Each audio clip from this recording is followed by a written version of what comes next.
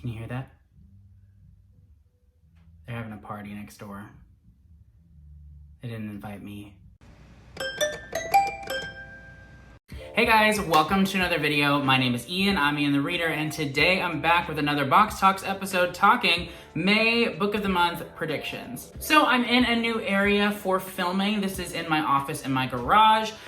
I spend basically my entire life here because I work from here and I'm gonna start filming from here, and I guess I just may as well start eating and sleeping in here as well. But let's go ahead and move on past that. I am so excited to be talking about May Book of the Month predictions. I always get so excited when we get around to like the middle of the month. I get really itchy and anxious to find out what the next books are, and I just love making these videos and talking about exciting new releases. If you don't know what Book of the Month is, it is an amazing monthly subscription box for book lovers who are wanting to keep up with new releases. Every month, they release 5 to 7 picks for their Book of the Month selections that you can then choose from to be mailed to your doorstep. It's awesome. It's super affordable. The first book is like $16, and then you can get additional books for $10 each after that. But if you've never done it before, you can use the link in my description to sign up for a discounted first month. Do it. Before we jump into the rest of the video though, it would mean the world to me if you would like this video and subscribe if you haven't already. And before we get into my predictions, let's go ahead and talk tea. Look at this mug, you guys.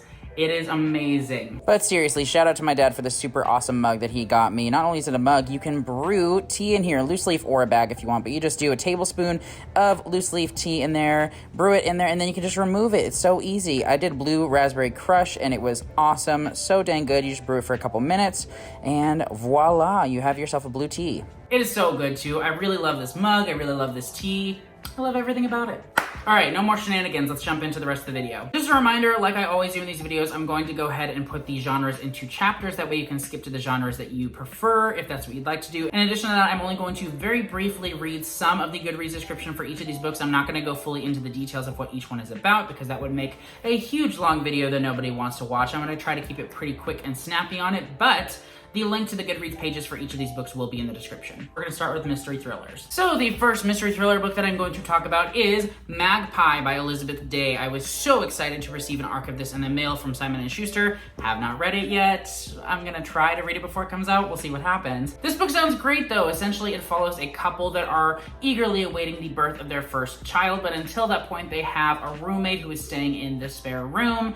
Things get a little bit complicated though when the roommate starts asking questions and starts acting in a really peculiar and almost obsessive way around the couple, but there are secrets involved, particularly with one of our main characters, the mother, who is, the expecting mother. There are secrets, all that jazz. It's supposed to be quite twisty, and I'm super excited about it. The release date for this book is May 3rd, so it's got a great release date for a Book of the Month to choose it. I believe it did already come out in the UK a number of months ago, maybe even back in 2021, but the US release date has not come yet, and as you can see, it's not particularly long. This book comes in at just over 300 pages, I believe at like 320 pages. On Goodreads, this has a current score of 3.76, which is not bad by any means. I think it would be an absolutely fantastic pick for Book of the Month.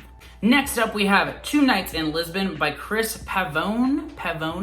I don't know how to say that, whatever. I'm gonna read the short description on Goodreads. It says, "You think you know a person, ... Ariel Price wakes up in Lisbon alone. Her husband is gone, no warning, no note, not answering his phone. Something is wrong. She starts with hotel security, then the police, then the American embassy. At each confronting question, she can't fully understand. What exactly is John doing in Lisbon? Why would he drag her along on his business trip? Who would want to harm him? And why does Ariel know so little about her new, much younger husband?" Ooh, drama. This book has been getting quite a bit of buzz. I've seen the cover around. Currently, this book has a 3.85 on Goodreads, which is not bad by any means. The page count on this one is a little bit long, coming in at 448 pages. Not crazy. Book of the Month could still go for it, but it is a little bit on the longer side. I'm down though. I like some drama in my thrillers. I like all these questions. She doesn't know what's going on. She doesn't really know who she's married to. I'm in. The release date for this one is May 24th. Next book we have is The Island by Adrian McKinty. So I've heard quite a bit of buzz for this author's most recent work before this, The Chain, but I haven't heard a lot about The Island. That being said, it sounds pretty dang good and creepy. The short description on Goodreads says, You should not have come to the island. You should not have been speeding. You should not have tried to hide the body. You should not have told your children that you could keep them safe. No one can run forever. Haha, that sounds so good. I love the cryptic nature of the blurb on this one. I mean, I don't really know what this book is about other than that, but I'm down. It sounds awesome. This currently has a 4.10 on Goodreads. The release date for this one is May 17th, and it comes in at 384 pages. And the last mystery thriller selection that I have for you today is My Summer Darlings by May Cobb. If that name sounds familiar, or this cover design, because the cover design is quite reminiscent of her last book, which was The Hunting Wives, which was a Book of the Month pick last year, I believe. I'm pretty sure it may have actually been May as well. I don't remember what month, but it was a selection and it was quite welcomed, I think. I think people liked that book, right? The short description on Goodreads for this one says, 3 lifelong friends plus a dangerous, sexy new stranger in town add up to a scorching summer of manipulation, obsession, and murder. These are my murder eyebrows.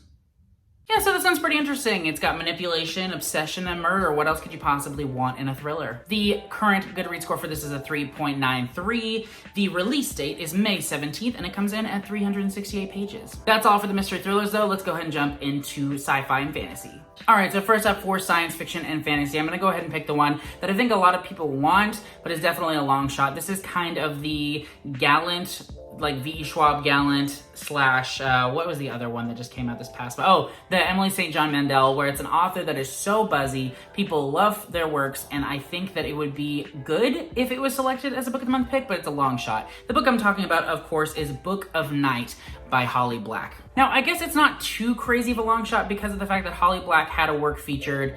I think the third and final book of the Cruel Prince series was featured as a Book of the Month pick back when they did like the YA Book of the Month, which was so random. Why would they pick the third book of all of the trilogy? Like just the third. The first and second weren't featured, but the third book was a Book of the Month pick. It doesn't make any sense to me. But moving on. The short description for this book on Goodreads says, #1 New York Times best-selling author Holly Black makes her stunning adult debut with Book of Night, a modern dark fantasy of shadowy thieves and secret societies in the vein of Ninth House and the Night Circus. Not the Ninth Circus, the Night Circus. In Charlie Hall's world, shadows can be altered for entertainment and cosmetic preferences, but also to increase power and influence. You can alter someone's feelings and memories, but manipulating shadows has a cost, with the potential to take hours or days from your life. Your shadow holds all the parts of you that you want to keep hidden, a second self, standing just to your left, walking behind you into lit rooms, and sometimes it has a life of its own. We're gonna stop there, but that sounds really good. To be honest, I'm not like super crazy about Holly Black. I know I've read the whole Cruel Prince trilogy, and I thought that was okay. Not great, personally. I know a lot of people love it, not trying to tread on your toes or anything, but it was just okay for me. But I'm intrigued by this. It seems to be like this whole thing lately of like YA authors writing their first adult novel and it being like a whole big deal. But a lot of times for me personally, it just feels like a YA novel with like more language and like a little bit more sexual content. I'm hoping that this is a little bit different. I'm very intrigued by this premise. It sounds really eerie and magical and mystical and mysterious. I'm down for that. But we'll see. Currently, this has a 4.02 on Goodreads. The release date is also May 3rd, and it comes in at 320 pages. I really don't think this one will be a selection, but I'm hoping. Next up is When Women Were Dragons by Kelly Barnhill, and this sounds so good. I am so down for this book. I hadn't heard about it before looking up, like doing my research for this video, but wow, it sounds amazing. The short description on Goodreads for this one says, learn about the mass dragoning of 1955, in which 300,000 women spontaneously transform into dragons and change the world. Alex Green is a young girl in a world much like ours, but this version of 1950s America is characterized by a significant event, the mass dragoning of 1955, when hundreds of thousands of ordinary wives and mothers sprouted wings, scales, and talons, left a trail of fiery destruction in their path, and took to the skies, seemingly for good. Was it their choice? What will become of those left behind? Why did Alex's beloved Aunt Marla transform, but her mother did not? Alex doesn't know. And it goes from there. But doesn't that sound so good? It's like historical fiction because it's set in the 1950s, but with dragons, like this dragoning thing. Like there's a mystery behind it. There's fantasy involved. It's historical fiction. Like what more could you possibly want in a book? In addition to that, this currently has a 4.35 on Goodreads, which is a fantastic score. The release date for this book is May 3rd, and it comes in at 352 pages. I want to read this book so bad. So bad. I need to drink some tea to calm down a little bit. That book got me too hyped. Next up is a book that borders on contemporary literary fiction, but also bleeds into some science fiction aspects as well. And that book is This Time Tomorrow by Emma Straub. Straub. I'm terrible with names, you guys, I really am. This author's most recent book, All Adults Here, I believe was featured as an add-on at some point. I can't remember, but I'm pretty sure that it was. That being said, the short Goodreads description for this one says, what if you could take a vacation to your past? With her celebrated humor, insight, and heart, beloved New York Times bestseller Emma Straub offers her own twist on traditional time travel tropes and a different kind of love story. In this story, a woman travels back in time to her 16th birthday, I believe? So like 1996, I don't remember. She goes back in time, so we've got like some historical fiction, we've got some contemporary love story kind of-ness, plus science fiction. Another good time. This currently has a 4.26 on Goodreads, comes out May 17th, and comes in at 320 pages. And lastly, for science fiction and fantasy, we have City of Orange by David Yoon. Now this is sort of science fiction, sort of like post-apocalyptic dystopian kind of story, and I'm into it. It sounds really good. David Yoon has also been featured before. His book Frankly in Love was featured quite some time ago, back when they did the YA thing again. But moving on from that, the short description for this one on Goodreads says, a man who cannot remember his own name wakes up in an apocalyptic landscape, injured and alone. He has vague memories of life before, but he can't see it clearly and can't grasp how his current situation came to be. He must learn to survive by finding sources of water and foraging for food.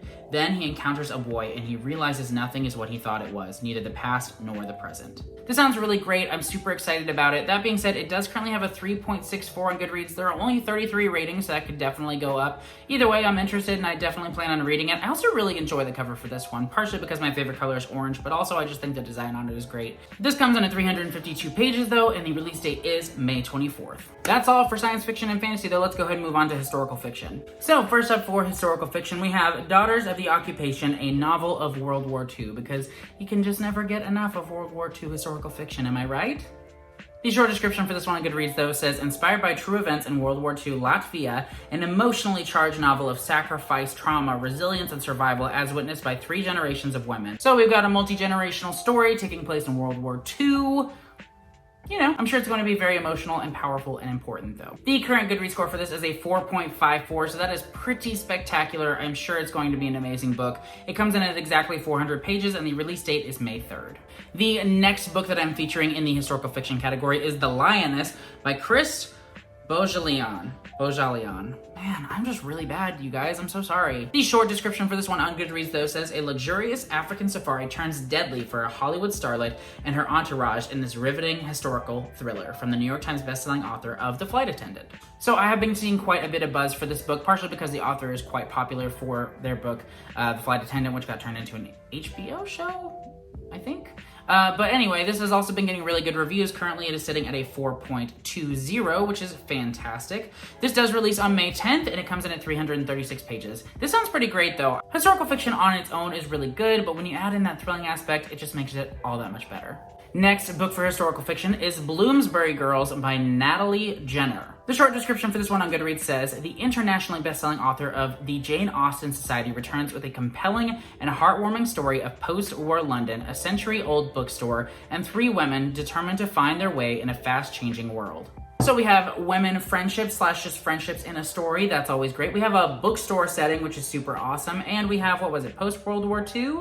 I think so. Post-war. It says post-war. That could be anything. But it's post-war in London. It sounds really great. I'm sure it's going to be amazing. And the Goodreads score definitely attests to that. It currently has a 4.26. The page count on this one is 370, and the release date is May 17th. And lastly, for historical fiction, we have a book that is sort of historical fiction and sort of fantasy. It's a little bit of both. That book is Siren Queen by Nhi Vo. The short description for this on Goodreads says, from award-winning author Nhi Vo comes a dazzling new novel where immortality is just a casting call away. It was magic. In every world, it was a kind of magic. No maids, no funny talking, no fainting flowers. Luli Wei is beautiful, talented, and desperate to be a star. Coming of age in pre-code Hollywood, she knows how dangerous the movie business is and how limited the roles are for a Chinese-American girl from Hungarian Hill. But she doesn't care. She'd rather play a monster than a maid. But in Luli's world, the worst monsters in Hollywood are not the ones on screen.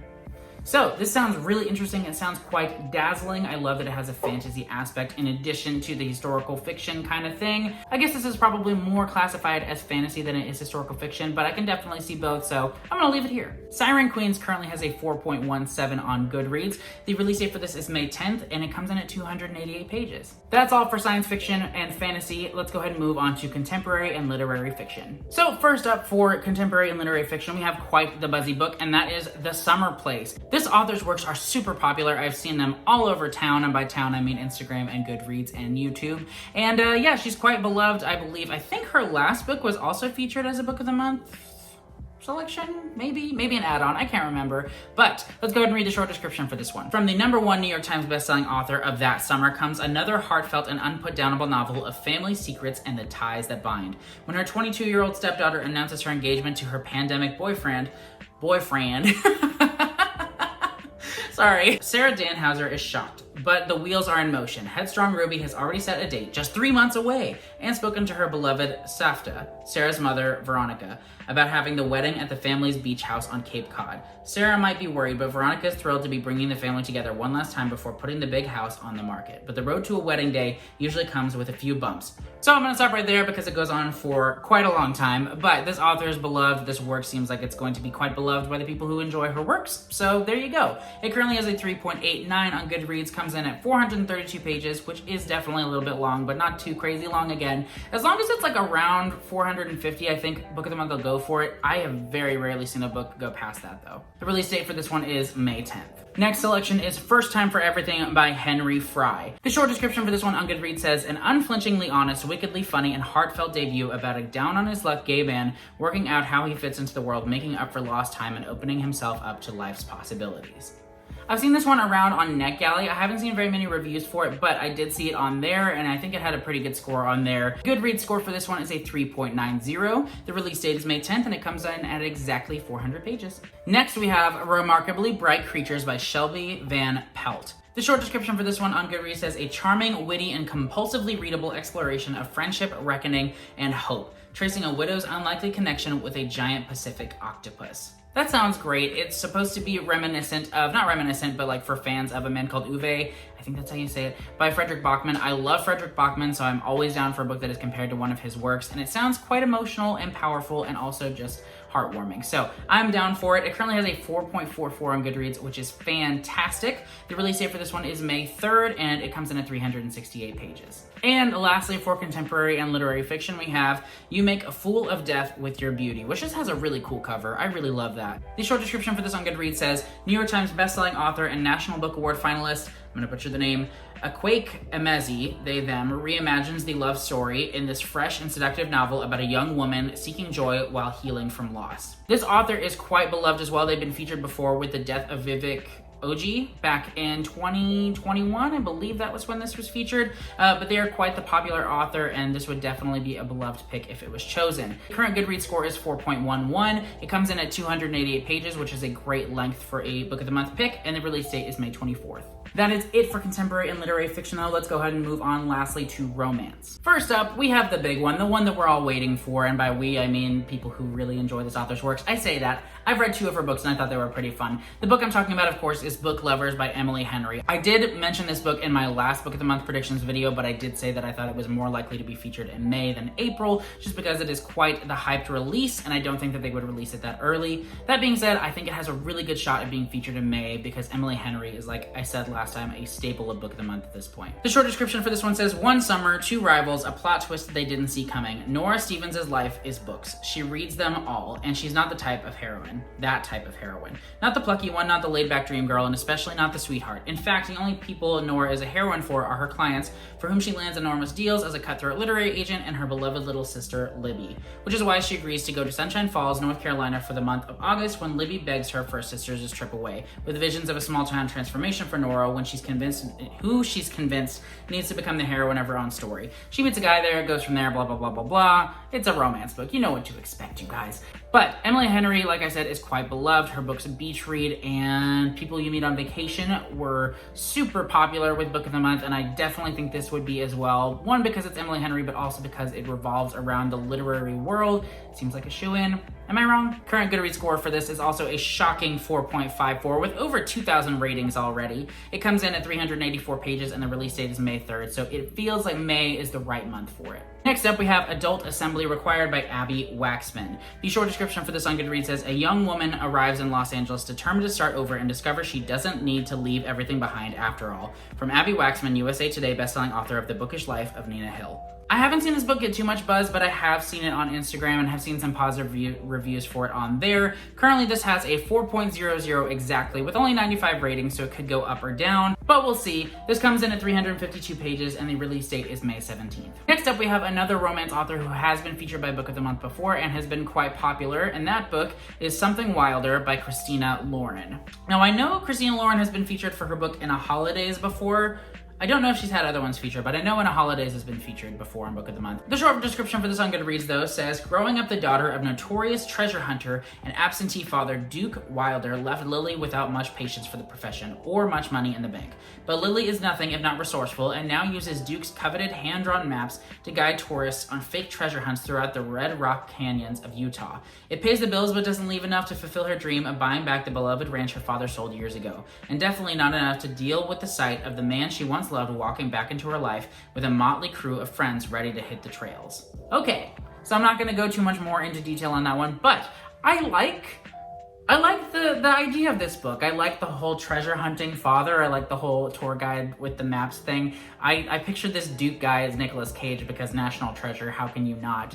But yeah, it seems like it could be a good time. This currently has a 4.05 on Goodreads. The release date is May 17th and it comes in at 384 pages. And the last romance prediction that I have is Every Summer After by Carly Fortune. So the short description for this on Goodreads says, 6 summers to fall in love, 1 moment to fall apart, a weekend to get it right. They say you can never go home again, and for Persephone Fraser, ever since she made the biggest mistake of her life a decade ago, that has felt too true. Instead of glittering summers on the lake shore of her childhood, she spends them in a stylish apartment in the city, going out with friends and keeping everyone a safe distance from her heart, until she receives the call that sends her racing back to Barry's Bay into the orbit of Sam Florek, the man she never thought she'd have to live without. We go from there. So with this one, it definitely has some like reminiscing on the past kind of vibes. We've got lost love coming back into your life, yada, yada, yada. Seems like it could be a good time. The score for this is a 4.43, which is pretty fantastic. The release date is May 10th and it comes in at 320 pages. Okay, so those are all my predictions. Now let's go ahead and talk about my official, I think these are going to be the ones that Book of the Month is going to go with predictions. So for mystery thriller, I am gonna go with My Summer Darlings, just because of the fact that that author has been featured before. I think that they'll go for it again, especially the cover gives off like a real Book of the Month vibe. If it were up to me, I would probably say The Island is the one that I would want to be selected, but I'm gonna say My Summer Darlings. For sci-fi and fantasy, I'm gonna go with This Time Tomorrow. I really do think this could be a good fit, just because it kind of balances the sci-fi genre with other things, which will make it a little bit more approachable to Book of the Month readers. I'd be really happy with the Holly Black one, as would a lot of people, I think, but I think this book has a better shot of it. For historical fiction, I'm gonna go with Bloomsbury Girls. It just seems like it could definitely be a Book of the Month pick. You've got the post-war London aspect, you've got the bookshop aspect. It just seems like a really good Book of the Month type of book.